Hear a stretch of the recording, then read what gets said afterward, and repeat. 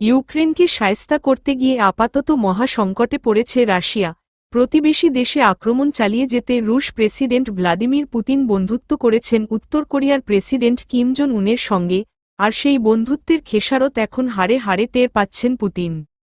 রণক্ষেত্রে পুতিনের শত্রু ইউক্রেনকে ছেড়ে খোদ রুশ বাহিনীর ওপরেই গুলি চালিয়ে বসেছে কিমের সেনা। রাশিয়ার কুরস্ক অঞ্চলে ঢুকে পড়েছে কয়েক হাজার ইউক্রেনীয় সেনা।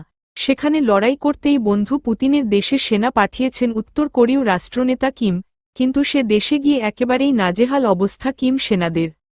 এই মুহূর্তে কুরস্ক অঞ্চলে তুমুল লড়াই চলছে দুদেশের সেনাদের মধ্যে, চারদিকে গুলি, গোলা বারুদের কান ফাটানো শব্দ।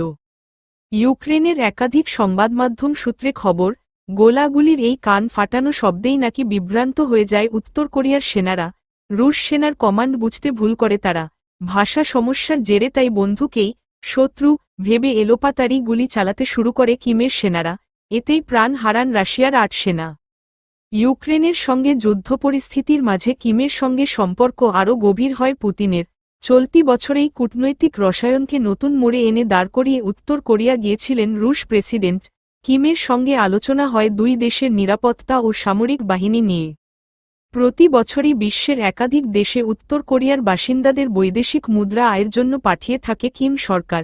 পুতিনের কূটনৈতিক সফরের পরই রাশিয়াকেও যুদ্ধে মদদ জোগানোর উদ্দেশ্যে গত অক্টোবর মাসে দেশটিতে কমপক্ষে ১০,০০০ সেনা পাঠান কিম। শত্রুপক্ষের বিরুদ্ধে একসঙ্গে কাঁধে কাঁধ মিলিয়ে লড়াই করার কথা ছিল উত্তর কোরীয় সেনাদের, কিন্তু তাদের হাতেই কিনা সেনা হারাতে হল রুশ বাহিনীকে। সূত্র, ইন্ডিয়া টুডে।